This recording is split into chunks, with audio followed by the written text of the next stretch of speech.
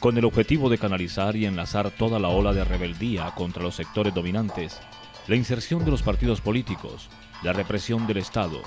la dominación de las clases y la represión del imperialismo norteamericano.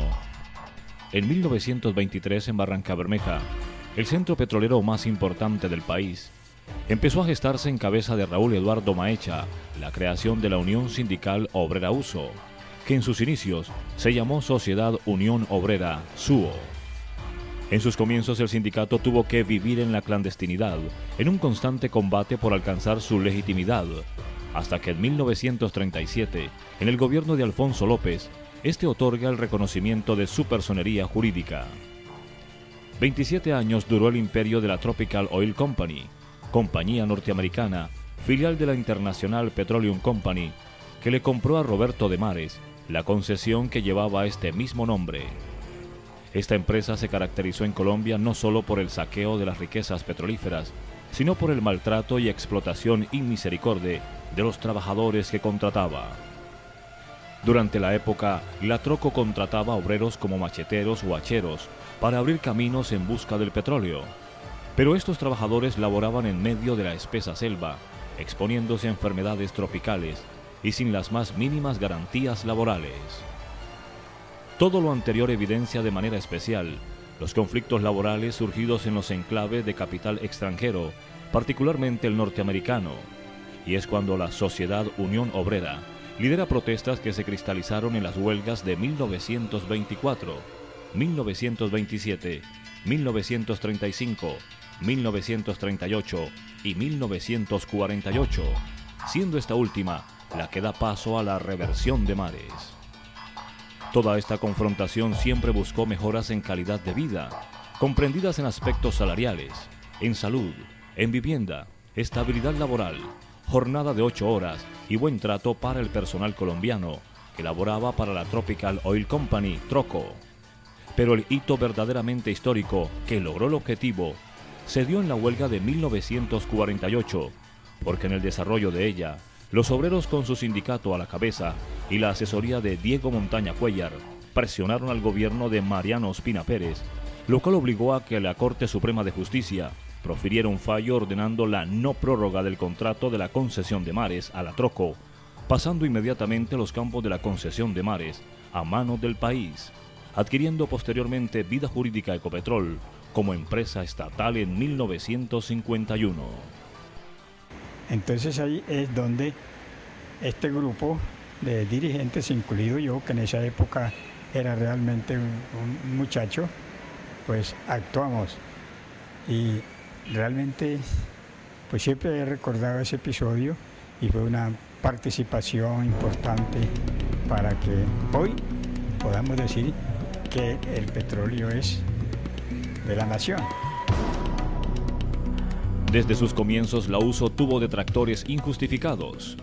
Horas antes del 25 de agosto de 1951, el gobierno nacional y los jesuitas, de la mano de obreros leales al patrón, montaron en el centro una asamblea antidemocrática y decidieron acabar con el sindicato y dar paso al Sindicato de Trabajadores de la empresa colombiana de petróleos, Sincopetrol, que obtuvo su personería jurídica el 29 de agosto de 1951.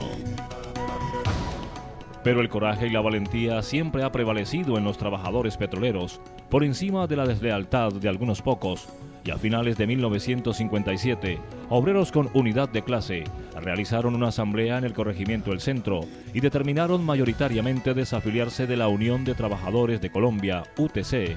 acabar con Sincopetrol y dar vida a la Unión Sindical Obrera. Yo le dije, bueno, hagamos una cosa. Los que estén con Diego Montaña Cuéllar aquí a la izquierda y los que estén con el padre Grillo allá a la izquierda, a la derecha. Y entonces la gente toda, no es como se dice por ahí que fue uno por uno, no fue, eso fue como cuando usted suelta una bandada de ganado hambriento a un potrero de hierba tierna. Y eso fue enseguida, pero por montones. Pasaron al lado de Diego Montaña Cuéllar y en el momento sonó el pito de 5 menos cuarto que daba en esa época, le llamamos prevención, y estaba ya definida que teníamos la mayoría y que volvía a nacer la gloriosa Unión Sindical Obrera.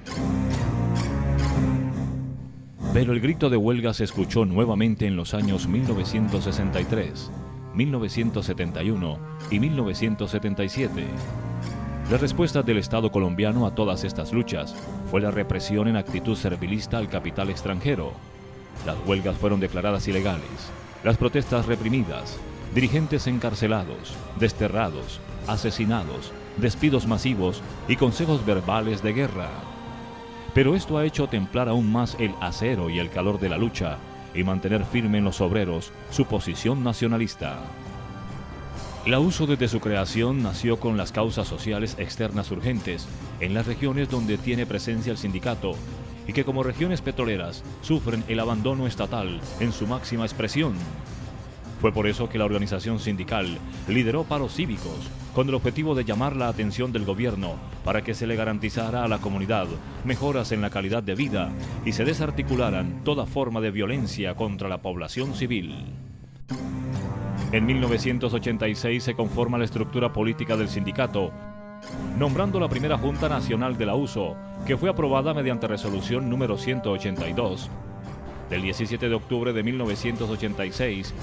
conformada por 10 dirigentes y presidida por Julio Carrascal Puentes.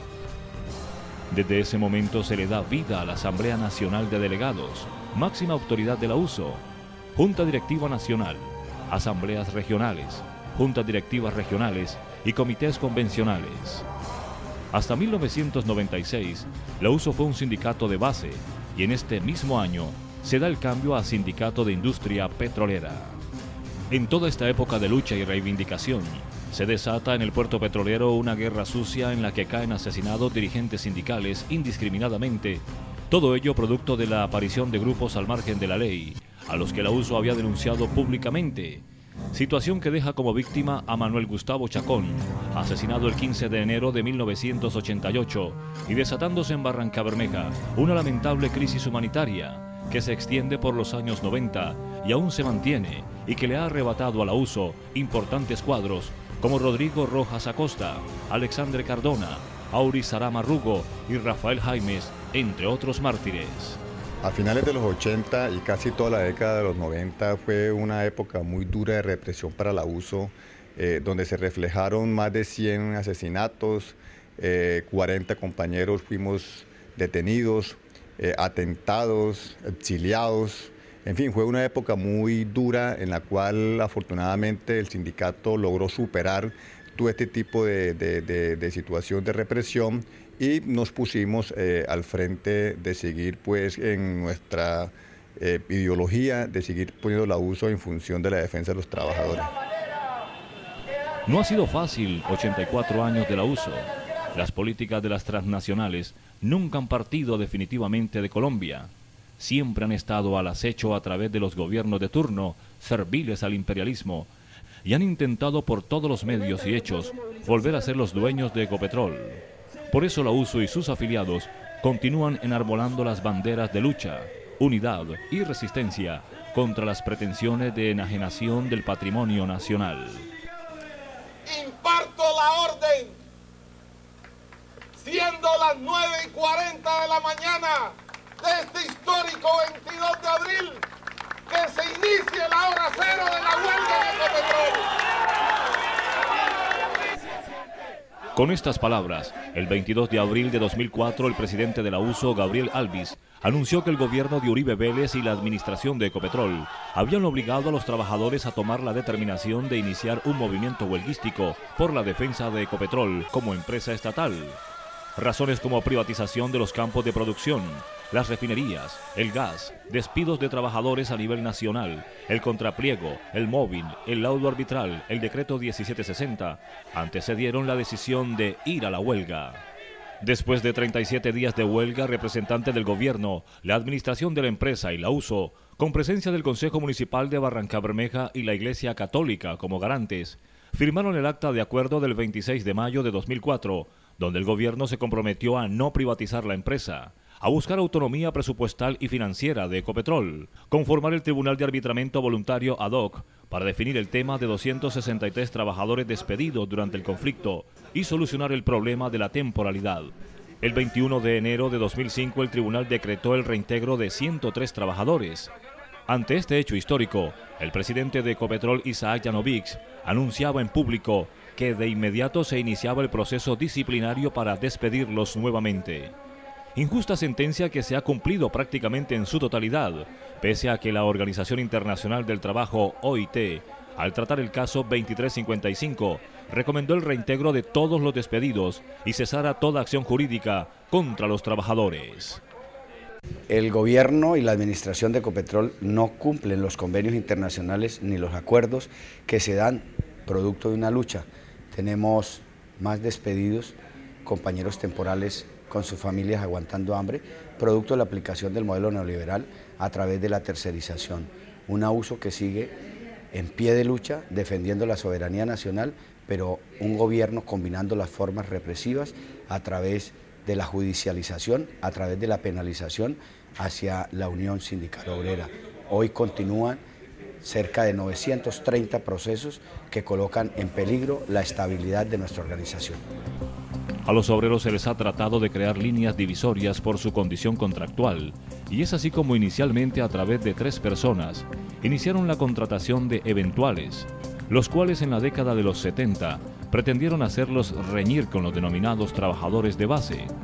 pero la fuerza de la unidad y los elementos de la organización permitieron el surgimiento de una importante fuerza laboral, reconocida como los temporales. De ahí en adelante, además de su profesionalismo y laboriosidad, se dedicaron a reivindicar sus derechos negados por años. Otra forma surge con el cambio de siglo, en vía de las políticas de reducción de costos y eliminación de la uso, la tercerización de la mayoría de las actividades a través de firmas contratistas, pero la idea del gobierno y la administración no funcionaron por la sencilla razón de que se requiere la fuerza laboral del obrero y este se reconoce a sí mismo como sujeto histórico, y ello lo lleva a organizarse para reclamar ante tanta humillación y salarios de hambre. Nuevamente la USO se hace presente, aglutinando la fuerza laboral verde. El gobierno nacional, a través de métodos antipopulares, pretende desarticular la USO con maniobras como la venta del 51% de la refinería de Cartagena, la no reversión y entrega hasta su agotamiento de los yacimientos de gas de Chuchupa Ballenas, así como los contratos de Caño Limón y la entrega de campos maduros para ser explorados y explotados por terceros, y la más reciente, la Ley 1118, que contempla la venta de las acciones de Ecopetrol, pese a que los sectores demócratas y progresistas del país ven la inconveniencia para los intereses de la nación. Pese a todo lo anterior, el sindicato se ha fortalecido debido a la renovación de sus cuadros, la formación política y sindical de sus afiliados y la cooperación internacional a través de convenios como la Corporación Aurizará, auspiciada por la Federación General de Trabajadores de Bélgica, FGTB. Es así como el sindicato se visiona como una organización de proyección internacional, fortaleciendo su dinámica, coordinación y articulación, haciendo prevalecer su carácter clasista y revolucionario a través de la presentación de un pliego único sectorial que despierte la simpatía de la población frente a la lucha de la USO y fortalezca su disposición de defender sus derechos, incrementando significativamente su base social en números de afiliados, que hacia el 2011 se contempla en 11.000. Para todo lo anterior, se ha definido todo un proceso discutido ampliamente y denominado Plan Estratégico para el Desarrollo de la USO y su base social. En todos estos años de unión, solidaridad y lucha, la población colombiana ha sido el aporte más importante para el desarrollo de estas batallas, que de la mano con los obreros han exigido la defensa de sus derechos hasta la saciedad y con la certeza que siempre han tenido la razón.